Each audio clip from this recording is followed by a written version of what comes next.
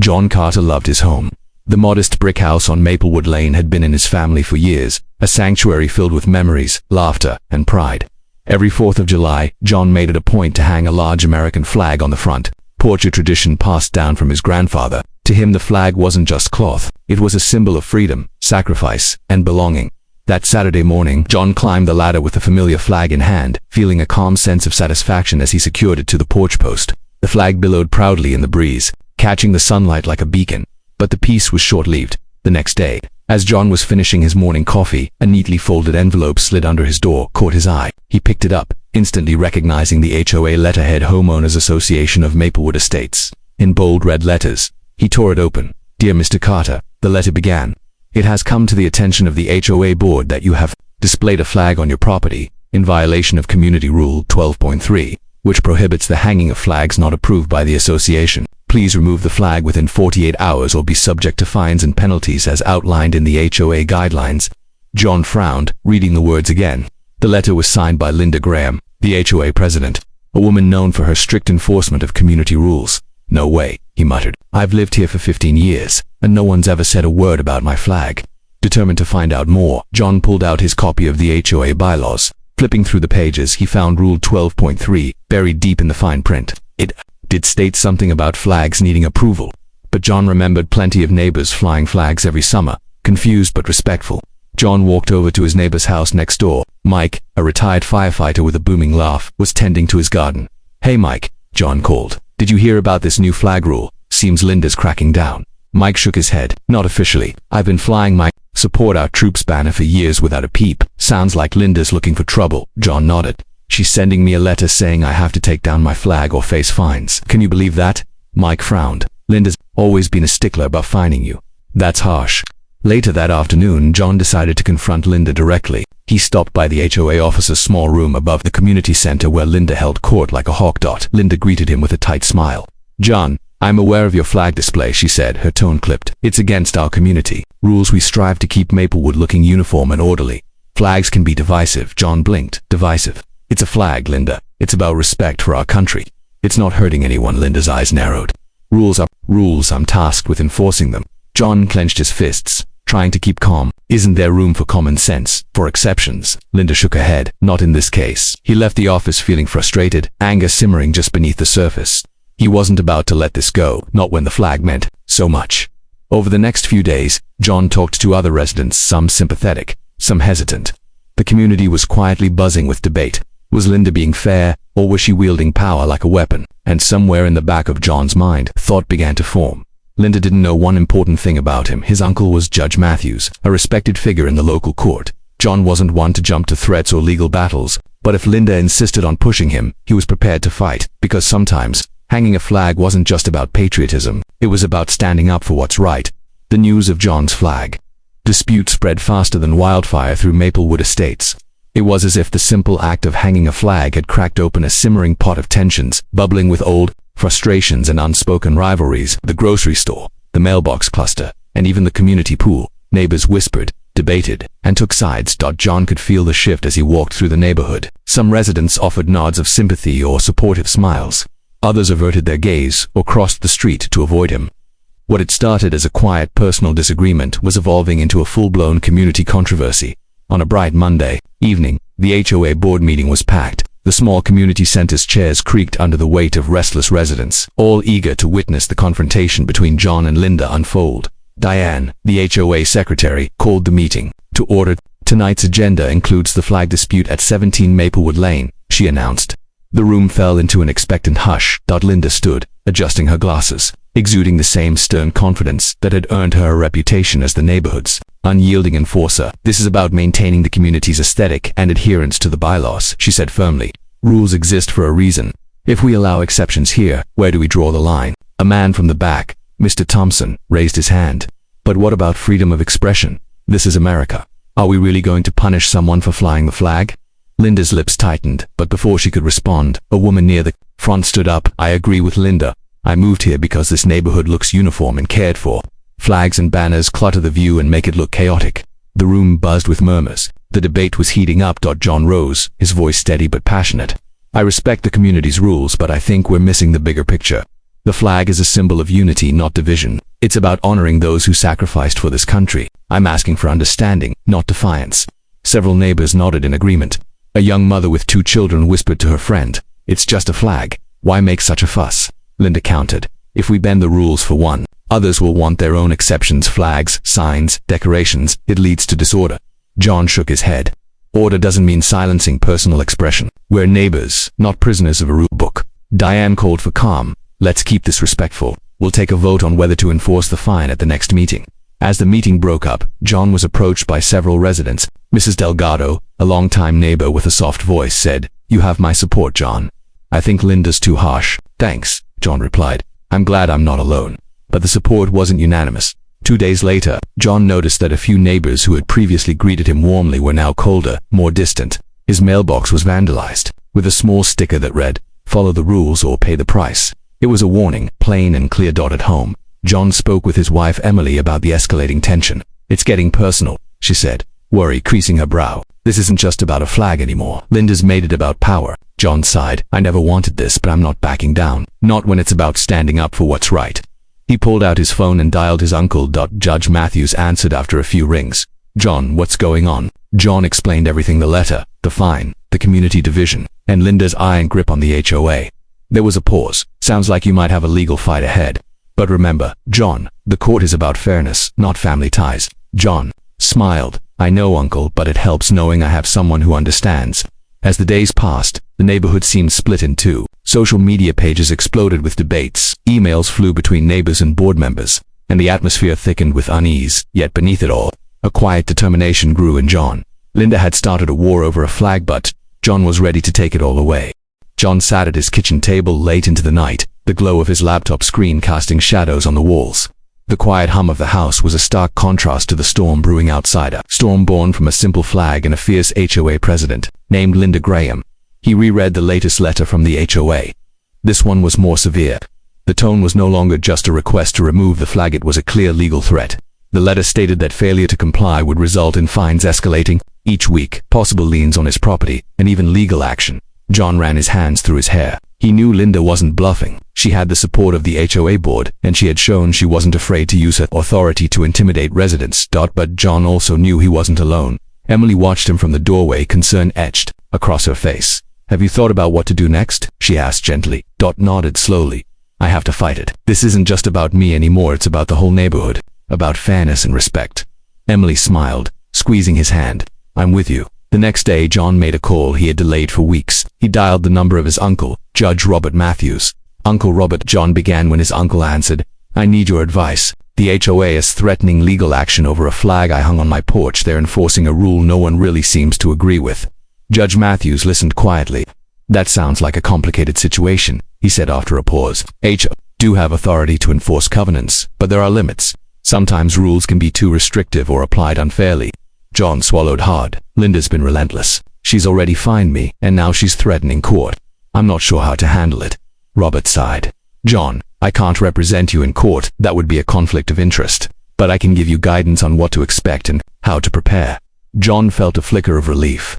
That would mean a lot. Over the next few days, Judge Matthews helped John understand the legal landscape. He explained the importance of gathering evidence, copies of HOA rules, correspondence, proof of flag displays in the neighborhood, and testimonies from other residents. "You need to show the court the bigger picture," Robert advised, "that the rule is either too vague, selectively enforced, or infringing on your rights." John dove into the task. He emailed neighbors, some of whom eagerly shared photos of their own flags and banners. He compiled every letter from the HOA, every public post from community meetings, and every article he could find about similar disputes in other neighborhoods. Meanwhile, Linda continued her aggressive campaign. She sent John daily reminders of the mounting fines and insisted on strict adherence to HOA policies.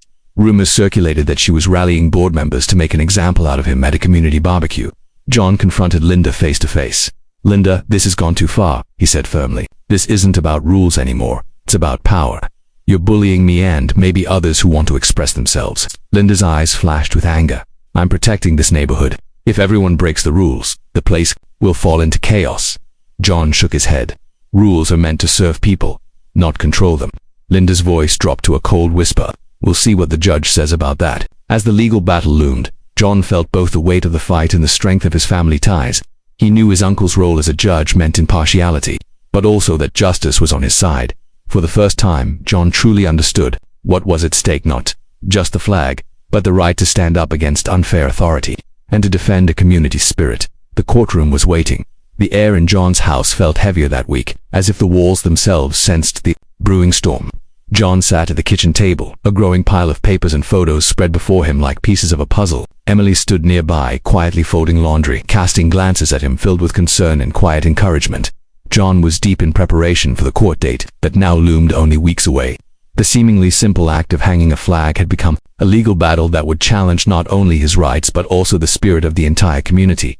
His phone buzzed. It was a message from Diane, a neighbor who had recently joined his informal support group. "Sent you some pictures of flags and banners around the neighborhood," it read. John opened the email and smiled. The photos showed colorful flags on porches and fences, none of which had ever been questioned by the HOA, proof that Linda's enforcement is selective. John thought, feeling a spark of hope. He knew that winning the case wouldn't just be about the flag, it would be about exposing Linda's inconsistent leadership. And to do that, he needed to build a solid case. That evening, John met with his lawyer, Sarah Monroe, a sharp and seasoned attorney who specialized in property disputes and HOA cases. "John, this isn't just about whether you can hang a flag," Sarah said firmly. "It's about whether the HOA has been fair and consistent in how they apply their rules. We'll need to show selective enforcement and possibly an abuse of power." John nodded, absorbing every word. "We'll start by gathering statements from neighbors who've been allowed exceptions. We'll dig into the HOA's own records, minutes from meetings, any evidence that Linda treated you differently." Sarah pulled out a binder thick with notes. "Also, we'll need to prepare for the possibility that the HOA will argue the importance of community aesthetics. It's a tough balance: property rights versus community rules."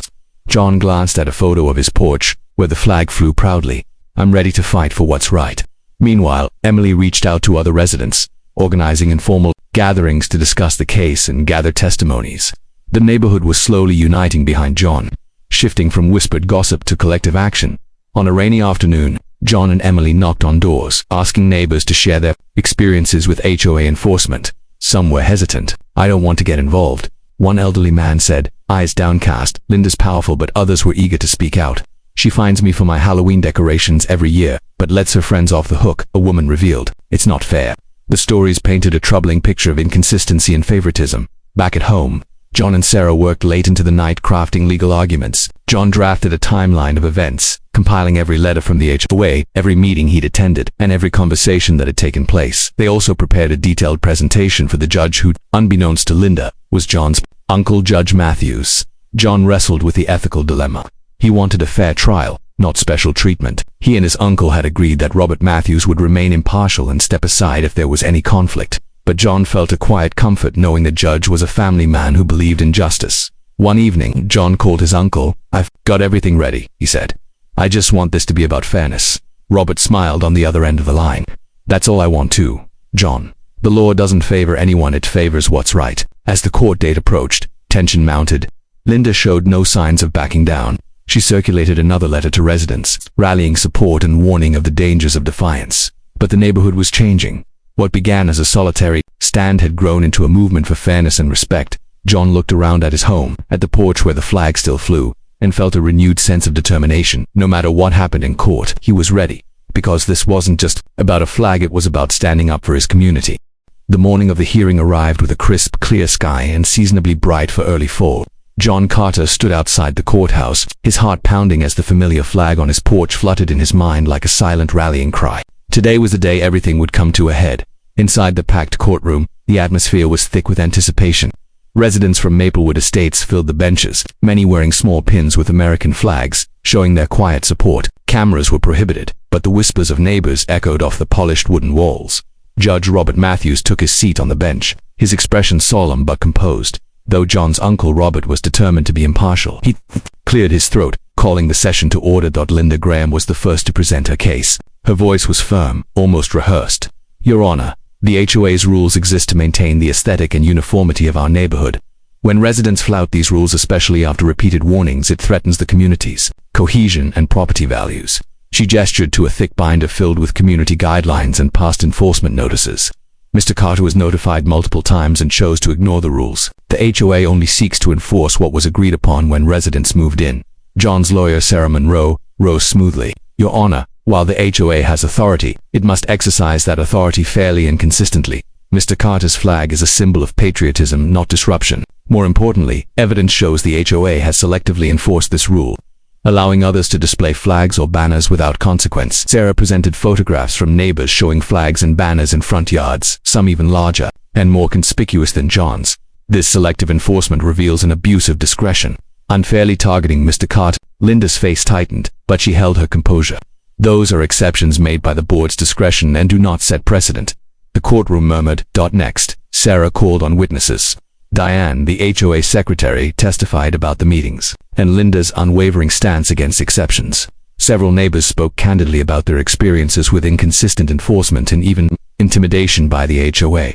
John himself took the stand, his voice steady but passionate. I didn't set out to break any rules. I love this neighborhood. The flag I hung represents the values we all share: freedom, courage, and respect. It hurts to be singled out and punished when others are allowed to express themselves. Judge Matthews listened carefully, watching the faces in the room, weighing the facts against the emotions. Midway through the trial, a surprise emerged. Sarah revealed a series of emails she had obtained through discovery. The messages between Linda and a few board members showed an intent to specifically target John, with phrases like "make an example" and "send a message." The courtroom fell into stunned silence. Linda's defense faltered under this evidence of bias. Judge Matthews leaned forward. Selective enforcement and personal bias undermine the integrity of any governing body. The HOA must apply its rules uniformly and fairly. Linda's lips pressed into a thin line. As closing arguments began, Sarah summarized, "This case is about more than a flag. It's about fairness, equality, and respecting individual rights within a community.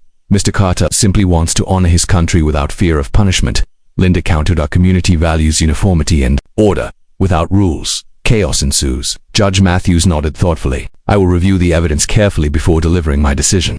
As the court adjourned, John stepped outside into the cool afternoon, the weight of uncertainty heavy but his spirit unbroken. His neighbors surrounded him, offering words of encouragement and quiet applause. Whatever the verdict, John knew this fight had already made a difference. The community was talking, questioning, and standing up in ways it hadn't before, and the flag, it still flew high on his porch, a symbol of hope and resilience. The courthouse had emptied, the echoes of arguments lingering in the polished halls. John stepped out into the cool breeze, grateful for the support of his neighbors, but aware that the judge's decision was still days away. As he walked home, his mind replayed every moment, the passion, the evidence, the unexpected emails that had shaken the courtroom. But John's fight was far from over. That evening, as he settled into his armchair, his phone buzzed with an incoming call from an unknown number. He hesitated, then answered. "Mr. Carter, this is Rachel Thompson, the HOA's legal advisor," the voice said, calm but serious. "I have information that may change how this case proceeds." John frowned. "What kind of information?" Rachel sighed. "It's about Linda Ve. Our allegations that she has been misusing HOA funds and manipulating the board for personal gain. This isn't something the HOA wants public, but it might explain her aggressive behavior toward you."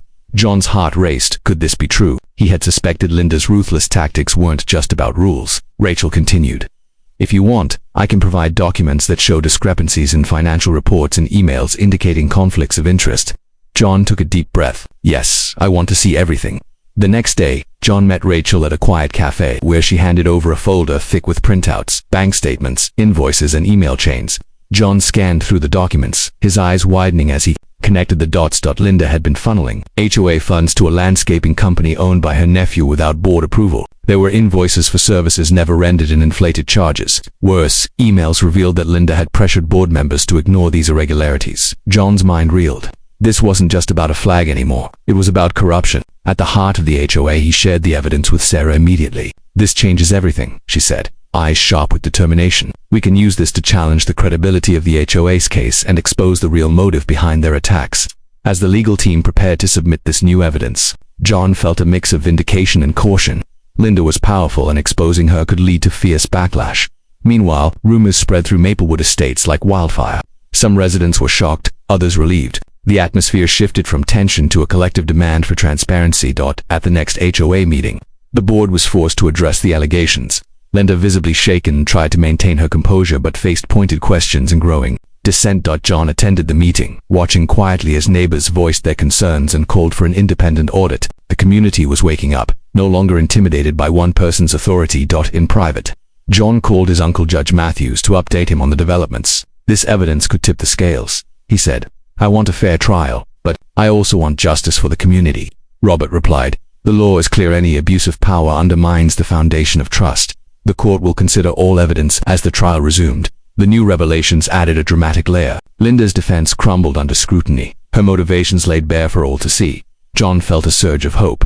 The fight that began with a flag was now about restoring integrity and fairness to the neighborhood, but he also knew this was just the beginning. Exposing corruption was one thing, healing the community was another. The flag on his porch fluttered proudly in the evening breeze, a beacon of resilience and truth. The courtroom was unusually quiet the morning of the verdict. Residents from Maplewood Estates had gathered once again, their faces a mix of anticipation and anxiety. The battle over the flag had grown into something much bigger, test of justice, fairness, and community trust. John sat at the plaintiff's table, feeling the weight of every eye in the room. He glanced at Sarah, who gave him a reassuring nod. Across the aisle, Linda Graham looked tense, her usual composure cracked. Judge Robert Matthews entered, his expression serious but fair. The room rose, then settled as he took his seat. After careful consideration of the evidence presented, Judge Matthews began. "It is clear that the HOA has failed to apply its rules consistently and fairly. Selective enforcement, coupled with the recent revelations of financial mismanagement by the HOA president, undermine the board's credibility." The courtroom held its breath. Therefore, the judge continued, "The fines imposed on Mr. Carter are hereby rescinded, and the HOA is ordered to review and revise its enforcement policies to ensure fairness and transparency." A collective sigh of relief swept through the room. John felt the tension in his shoulders ease as hope filled the space. Linda's face flushed with anger, but she said nothing. After the court adjourned, John was approached by several neighbors, their faces beaming with gratitude. "Thank you for standing up," one woman said. "You've made a difference." John smiled, humbled. This was a community effort. We all deserve to be heard, but the fight wasn't over. The court's ruling had opened the door for a deeper investigation into the HOA's management. Pressure mounted for a special election to replace the entire board. Within days, Linda resigned, her reputation in tatters. John's son, Michael, a respected local attorney, was approached by several neighbors and asked to run for the vacant HOA president position. Michael accepted, driven by a desire to restore trust and unity. The neighborhood began a new chapter, one focused on openness, fairness, and respect for individual rights. John stood on his porch one evening, the flag waving gently in the breeze. Emily joined him, smiling. "We did it," she said softly. John nodded. "And now, it's time to heal." The weeks following the courtroom victory felt like a breath of fresh air for the residents of Maplewood Estates. The oppressive cloud that had hung over the neighborhood since Linda Graham's aggressive rule finally began to lift, replaced by a spirit of renewal and hope. John watched this transformation with a quiet pride. The flag on his porch, once a symbol of controversy, now stood as a beacon of resilience, fluttering proudly against the clear blue sky. It wasn't just about patriotism anymore. It had become a symbol of standing up for what's right. Michael, John's son, had stepped into his new role as HOA president with a steady hand and an open heart. At the first community meeting under his leadership, he laid out a vision that resonated deeply with everyone present. "We're here to serve the people, not to control them," Michael said, his voice calm but passionate. "Our neighborhood thrives when everyone feels respected, heard, and valued." The board worked quickly to revise the community guidelines, emphasizing fairness, transparency, and inclusion. New checks and balances were put in place to prevent abuses of power. The special audit exposed the financial mismanagement under Linda's tenure, leading to legal action that ensured accountability. But more than policies and reforms, what truly shifted was the community's spirit. Neighbors who had once kept to themselves started gathering again, sharing stories, celebrating holidays, and even collaborating on beautification projects. John found himself attending more block parties and garden days than he had in years. The neighborhood felt alive again. One afternoon, Emily pulled John aside during a neighborhood picnic. "You changed things," she said softly. "Not just the flag, but everything. You reminded us all that one voice can make a difference." John smiled, humbled. "It wasn't just me, it was all of us, together." In the months that followed, John became a quiet but respected figure in Maplewood Estates, a symbol of courage and conviction. His story spread beyond the neighborhood, inspiring others facing similar struggles with their own HOAs. John and Emily often reflected on the journey that had started with a simple flag on a porch. What had seemed like a small act of expression had revealed deep flaws but also unleashed a powerful wave of change. As autumn leaves began to fall, John stood once more on his porch, watching children play in the street and neighbors chatting over fences. The flag above him caught the golden light of the setting sun, its colors vibrant and strong. He felt a profound sense of peace. The fight had been hard, but the lessons were clear. Standing up for fairness matters. Speaking truth to power makes a difference. And communities are strongest when they come together with respect and understanding. John looked to the future with hope. knowing that Maplewood Estates was no longer just a place where rules were enforced. It was a home where justice and kindness flourished, and in that he found the true meaning of the flag flying proudly on his porch.